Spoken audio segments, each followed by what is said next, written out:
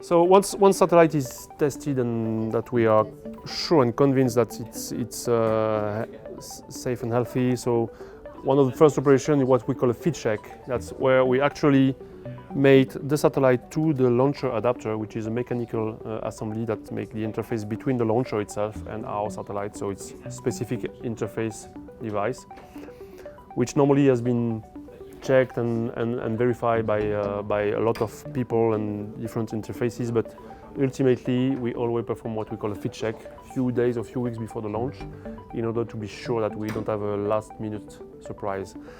So this is the operation you see here, where we're going to hoist the satellite and go from his dolly or his interface to this launcher conical interface to be sure that both mechanical and electrical interfaces are okay.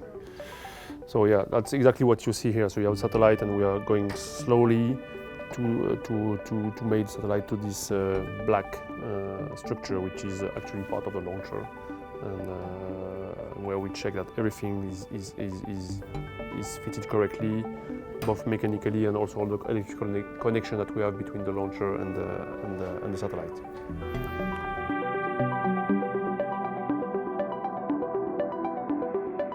Okay, once the feed check is done, we are back on the satellite dolly, and then we're going to transfer satellite from the satellite processing facility to what we call the hazardous processing facility, where we're going to fuel the satellite. So this is a very critical and dangerous operation. That's why we go to a special environment and special setup, and this is done by very professionalized and skilled operators from Thales Alenia Space under very stringent safety conditions, because these materials are highly inflammable and toxic.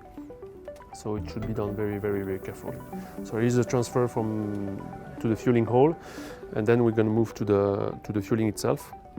Okay, so here you see the actual operation of fueling. Always impressive. You have these guys, which are what we call ergoliers from Thales Alenia Space, and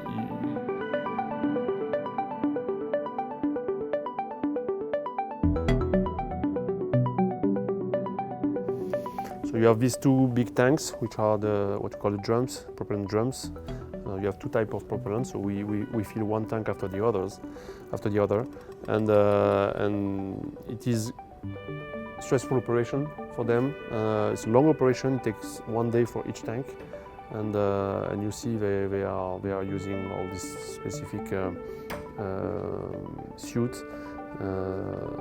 We are always very respectful of these guys, because they are doing a dangerous job, and despite all the safety measures that we take, something can happen always. So it's an impressive operation.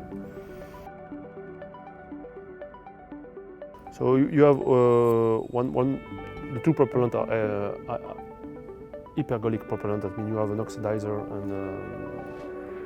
and a propellant, and when they get into contact into the thruster, it creates some chemical reaction, and we have the thrust, and we have the power to be able to move the satellites in several directions. So it's they are quite dangerous. So this is one of the critical operations that is done in Kourou, and there are many others, because on each launch you have two satellites to be fueled, and then you have the launcher to be fueled. So it's always a succession of hazardous operations. And interesting things to say that it's the only place outside of Paris where you have a Paris Firemen Brigade, specifically here because they are the most experienced and skilled firemen in France, and there is a special brigade in French Guiana just to monitor and control and secure all these operations.